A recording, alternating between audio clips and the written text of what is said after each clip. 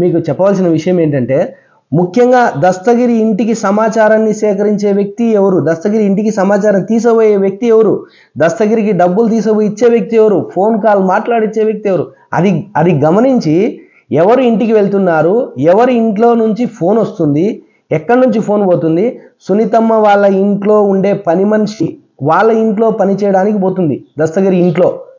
దస్తగిరికి సమాచారాన్ని సేకరించి పంపించే వ్యక్తి ఆ లేడీ, ఆమె పేరు బీబీ, పని మనిషి, గతంలో పనిచేసే మనిషి. ఆమెతో సత్సంబంధాలు బాగా మాట్లాడడానికి, అమ్మతో మాట్లాడడానికి, ఆమె సమాచారాన్ని పంపించడానికి పని మనిషిని వారధిగా పెట్టుకున్నారు. అది కూడా గ్రహించండి. వారధులు ఉంటేనే కదా ఇక్కడ పనులు జరిగేది. దస్తగిరి ఇంటికి అంత సెక్యూరిటీ ఉండేటప్పుడు ఆమె లేడీ పోయి ఏమన్నా చేయదా?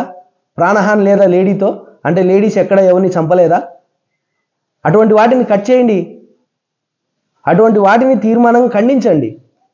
ఈ విషయాలన్నీ తెలుసనే ఈ నిందలన్నీ కడుక్కోవాలంటే చాలా ఉన్నాయి. ఇంకా దస్తగిరికి ఒకటి, ఏ సోర్సు లేకుంటే దస్తగిరి ఇంత ధీమాగా ఇంత హామీగా మాట్లాడలేడు.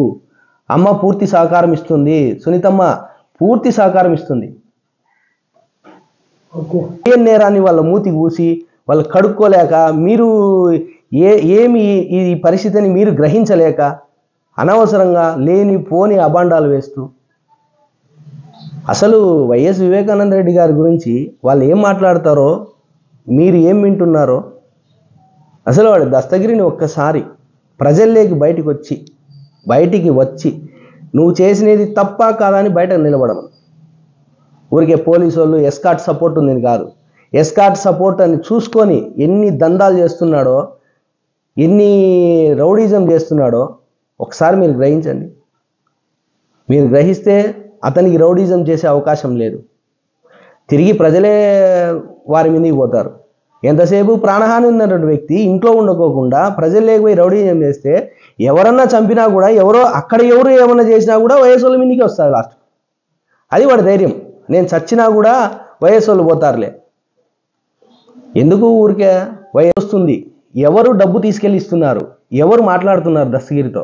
ఆ ట్యాపింగ్స్, ఆ సెల్ టవర్ ట్యాపింగ్స్ తీసుకుంటే ఆటోమేటిక్గా దస్తగిరి ఎవరితో మాట్లాడుతున్నాడు, దస్తగిరి భార్య ఎవరితో మాట్లాడుతుంది, ఎక్కడి నుంచి వాళ్ళకి ఆర్థిక పరిస్థితి వస్తుంది. ఈ విధంగా హై లెవెల్లో జైభీం పార్టీలో చేరాను, నేను కంటెస్ట్ చేస్తాను, ఎక్కడి నుంచి ఎవరు సపోర్టు? ఒక అనామకుడు, అతనికి బ్యాక్గ్రౌండ్ లేదు. వాళ్ళ నాన్న ఆటో తోలాలా, వాళ్ళ అమ్మ కూలి పనికి పోవాలా. వాళ్ళు ఎక్కడ ఏ ఇంట్లో ఉన్నారు? వైఎస్ రాజశేఖర రెడ్డి గారు ఇచ్చినటువంటి గృహాల్లో ఉన్నారు. కనీసం అది గ్రహించండి. దస్తగిరికి ఎందుకు అంత ప్రిఫరెన్స్ ఇస్తున్నారు? ఎవరు దస్తగిరి? ఒక auto driver. YS Vivekananda Reddy గారి దగ్గర డ్రైవర్గా పనిచేశాడు.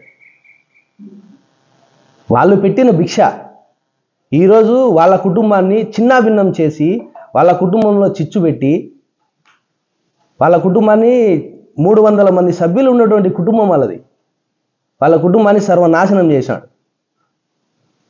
అసలు వాడికి డబ్బు ఆఫర్ ఇస్తే, గతంలో నేను దస్తగిరికి నాకు ఎటువంటి సంబంధం లేదు, కానీ దస్తగిరి ఒక వేరే మనీ ట్రాన్సాక్షన్ విషయంలో సునీల్ యాదవ్తో కలిసి వారు చేసే పనిని, వారు గొడవపడే విషయాన్ని నా దగ్గరికి పదే తీసుకొచ్చేటోళ్ళు.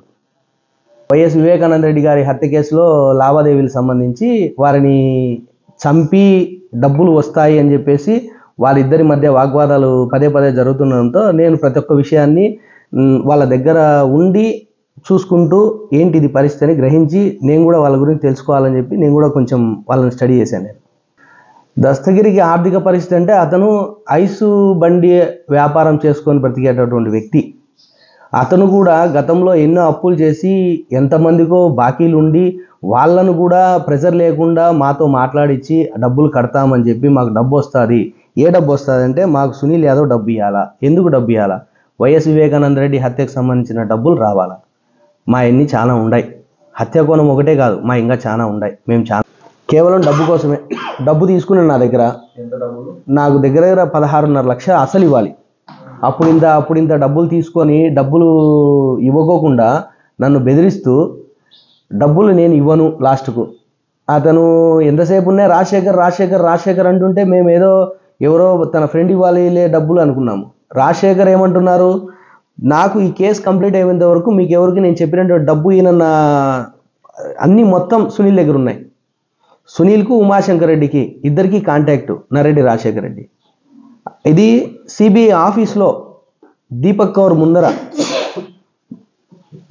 కౌర్ అనేటటువంటి సారు ముందర నీకు ఉమాశంకర్ రెడ్డికి ఎందుకు ఇన్ని ట్రాన్సాక్షన్స్ ఉన్నాయి, ఇన్ని ఫోన్ కాల్స్ ఉన్నాయంటే సునీల్ యాదవ్ ఉమాశంకర్ రెడ్డి ఇద్దరు కలిసి ఒకటే మాట, ఉమాశంకర్ రెడ్డితో తోట విషయాలు మాట్లాడతాడు నర్రెడ్డి రాజశేఖర్ రెడ్డి అని సునీల్ యాదవ్ చెప్పినాడు.